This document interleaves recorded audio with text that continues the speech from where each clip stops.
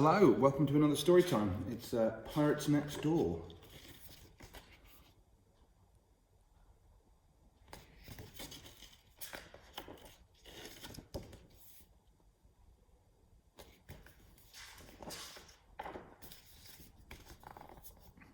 Matilda lived in Delancey, a gloomy seaside town.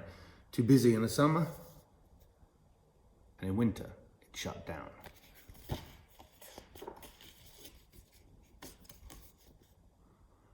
There weren't too many kids around, just Tilda on her street. The lawns were mowed, the cars were washed, the hedges trimmed and neat. The house next door had been for sale since Tilda was a baby. She hoped her family would move in with a girl her age. Or maybe.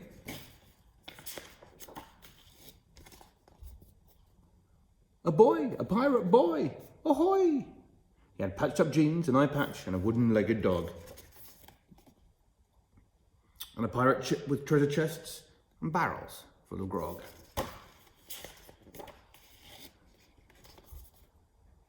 We're the Jolly Rogers. We'll be anchoring next door. We've sailed the 7 seas, but now we've had to come ashore. I feel a little land sick, but Mum says it'll pass. That's my mother over there, digging up the grass. And Stad over yonder, the captain of our crew, he likes to shout, "Ooh-ar," a lot, because that's what pirates do. Grandpa won't set foot on shore. He's allergic to dry land. The last time that he left the ship, the king chopped off his hand. That urchin there is called Nugget. She's a rascal, as you'll see. She ain't learnt to fire a cannon yet, but then, she's only 3.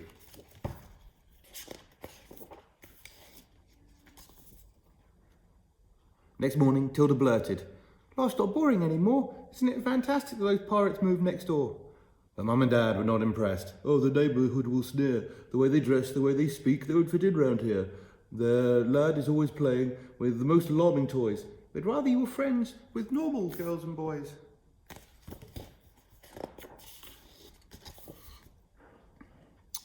But that very day, young Jim Ladd came to Matilda's school. Though no one else would sit by him, Matilda said, "You're cool. You ain't so bad yourself, my lass. For a landlubber, that's rare. I'm a scurvy sea dog, but you'll be all right sitting there." The teacher said Jim should wear shoes, and his uniform was wrong. She wrote a note, but Jim replied, "I won't be staying long. We're only here a little while, so Dad can fix our ship. We ain't cut out for life on land. This stay be just a blip. We are the Jolly Rogers, and we need to be at sea. School's just grand, but understand, it's a pirate life for me."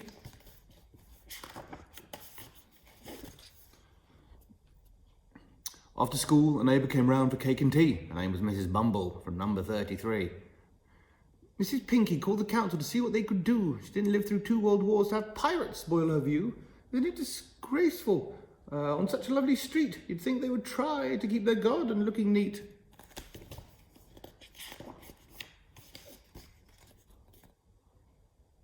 "They have to go. Their teeth are black," said Miss Devine, who lived at number 89. "Their nails are too. Their dirtiness will just not do. They never wash. Their kids have lice. They really don't smell very nice." "You smell okay."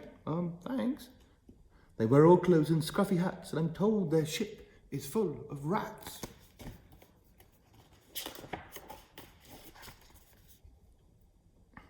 Also cross was Mr. Shaw, the grumpy man at 34. He liked to read the paper on his sunlit patio. The pirate ship blocked out the light, so he said, "Yeah, they'll have to go. I'd like some peace and quiet with that fixing up that boat, hammering all day and night. That thing will never float." The 2 Miss Yates at 88 told everyone who passed the gate, "We saw them grab the postman. They made him walk the plank. It's lucky he can swim, but we're afraid his postbag sank."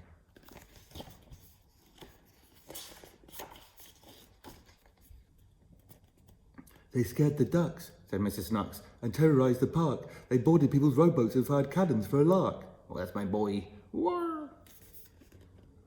Driving home from bingo, Mrs. Plum got quite a fright.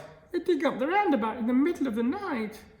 "They have cutlasses," said Mr. Brown, "and love to run you through. They'll steal your gold, or so I'm told. Whatever are we to do?"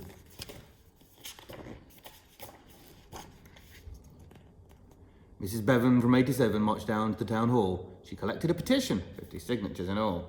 "They're digging holes and fighting fights. It's the beginning of the end. I've lived here for years and years, and so have all my friends.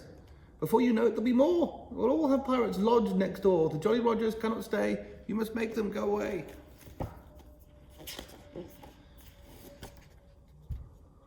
That night there was a tapping at Matilda's window pane. Outside was Jim. He whispered, "I've got something to explain.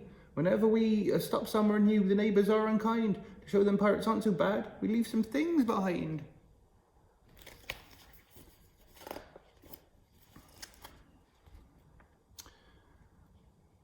Now the black hole's shipshape, it's time we sailed away. I'll be sad to leave as I have so enjoyed our stay. But we pirates need adventure to see lands across the ocean. We need cutlasses and treasure maps and lots of suntan lotion. Well, our visit here just has to end. I hope that you'll still be my friend. If you want, we can send notes. Use something handy, a thing that floats.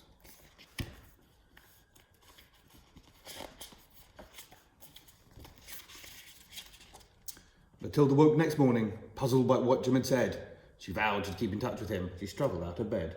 She opened up her curtains, and she stretched and had a yawn. And there, to her amazement, was a cross on every lawn.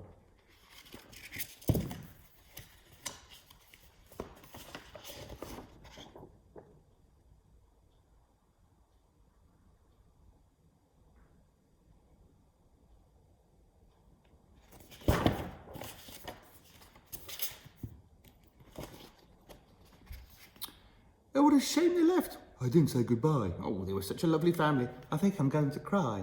I'm such a pirate fan, you know. They wore such pretty hats. I rather like their singing. And I'll miss the fluffy rats.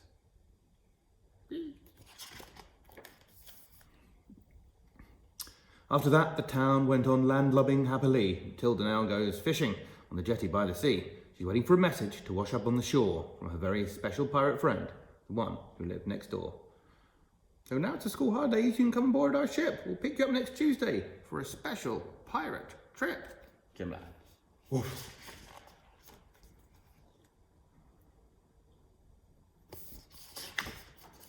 The end. Hope you enjoyed that.